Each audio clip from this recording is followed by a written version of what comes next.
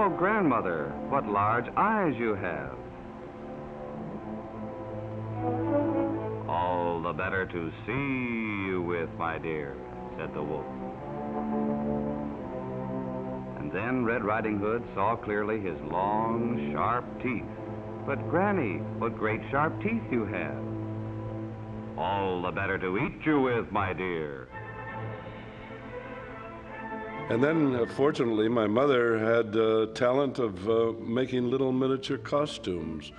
So she dressed all the models of the puppets. So when you have a background like that, where you have a stage set for you in the house, and you have a carpenter who can build for you, and a mother who can sew for you, my God, you have a perfect situation. I wanted to make a simplified way of changing expressions on the figures, although I didn't want dialogue.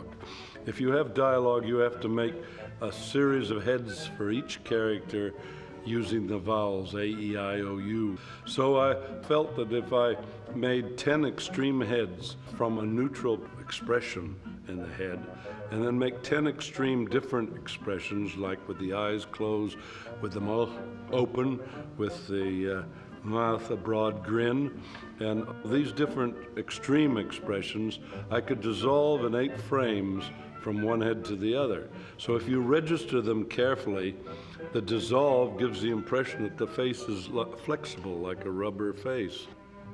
Hansel and Gretel was next. Originally, Ray had planned to include 10 or 15 titles in the series, but each new film was more technically sophisticated than the last. Rapunzel's hair, for instance, may have been an invitation to her prince, but it was a real challenge to the young animator. He found he was spending up to 4 months on each of these little films. If he were to do a long series, it would consume years of his life. Everything greedy King Midas touched turned to gold. Everything Ray touched turned to more time-consuming hours on a project with limited rewards.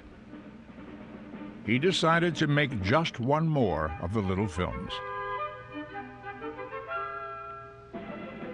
The Tortoise and the Hare would have rounded his series off at an even half dozen, and Ray thinks it would have been the best of them all. But he completed only a couple of minutes worth of footage, seen here for the first time, when Ray received a call from Willis O'Brien offering him the chance to work with his beloved mentor on a feature film. That was Mighty Joe Young. He made this conceptual drawing for it in 1946, 3 years before it was released. In reality, of course, Mighty Joe was Teeny Joe. He was a little model about 12 inches high. I helped Obi design him, and Marcel Delgado built the exterior. Ray estimates that he animated about 85% of Joe's sequences. More than anyone else, he was responsible for developing the character of a curious, gentle creature who didn't know his own strength. I felt the best way to do it was to give him one idiosyncrasy, that every time he got angry, he would pound the ground with his fist.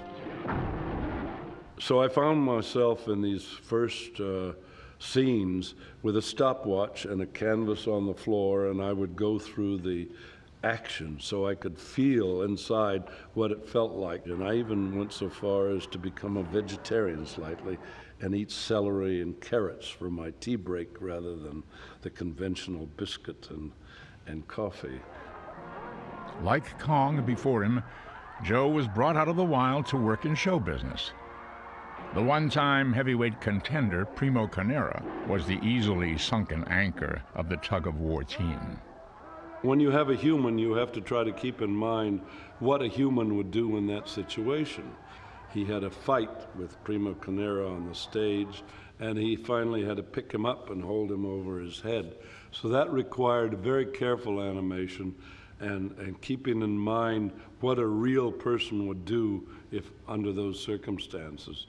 You can't just have them kicking. You have to give them the impression that they were actually lifted by this gigantic creature, and do it in such a way that it's difficult to determine whether it's animated or live. This integration of stop-motion and live-action footage was an art Ray would spend the rest of his career bringing to ever higher levels of perfection. Ray and I both learned at a very early age not to listen to anyone else, to focus on your passion, to burn it with your glance, to become the dinosaur. The beast from 20,000 Fathoms was also a beast from prehistory and from an old friend's imagination. And Ray said, "Would you mind coming over and meeting my producer?" The producer gave me a copy of the script they were working on and said, "We need your help. Maybe you could help rewrite this for us. Would you mind reading it?" So I went in the next room, read it, came out. They said, "Well, what do you think? Can you help us?" I said, "Yes."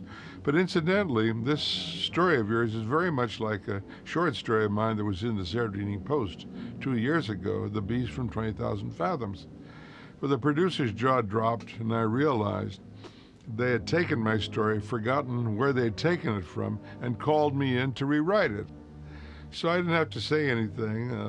I didn't make a fuss. The next day, a telegram arrived saying we want to buy the rights to The Beast from 20,000 Fathoms. And that's how the film got made. And I was walking along the shore one night, and I came upon the ruins of the old Venice Pier and the serpentine spinal cord of the roller coaster. And I said to my wife, "I wonder what that dinosaur is doing lying here on the beach."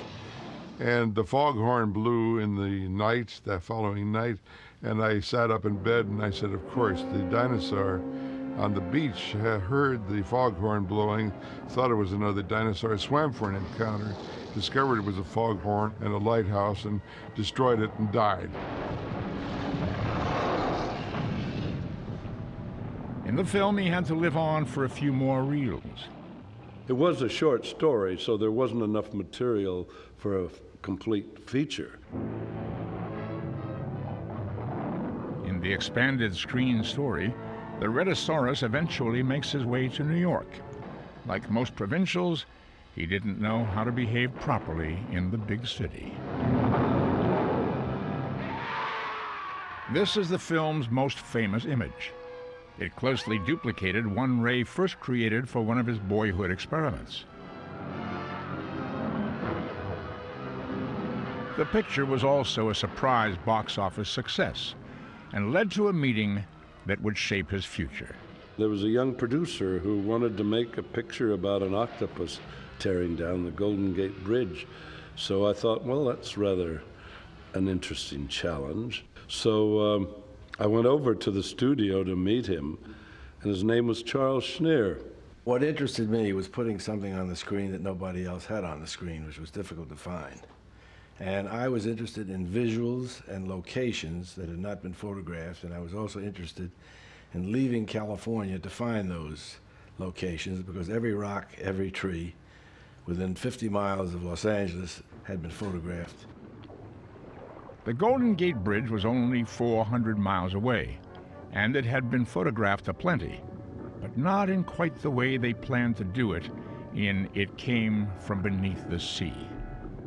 We submitted the script to the San Francisco City Fathers, and they came back with the answer that they wouldn't cooperate because they were afraid that any destruction to the new bridge they had just built would suggest that it's not very substantial. So we had to, through devious means, I might say, we put a camera in the back of a bakery truck and drove back and forth over the bridge to get the background plates